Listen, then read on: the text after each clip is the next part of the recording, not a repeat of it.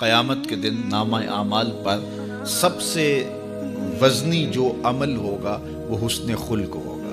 حضور نے فرمایا کہ بیہودگی اور فحش کلام کرنا یہ سب کچھ جو ہے، فرمایا یہ اسلام میں سے نہیں ہے، اور بہترین اسلام وہ ہے جس میں خلق اچھے ہوں۔ حضور نے ارشاد فرمایا کہ جو حسن خلق ہے یہ گناہوں کو اس طرح مٹا دیتا ہے جس طرح جو مصفہ پانی ہوتا ہے، اچھا پانی ہوتا ہے، وہ بدن سے میل کچیل اتار دیتا ہے، اور جو برے اخلاق ہیں وہ عمل کو اس طرح فاسد اور ضائع کر دیتے ہیں جس طرح شہد کے اندر سرکہ ڈال دیا جائے تو شہد صحیح نہیں رہتا۔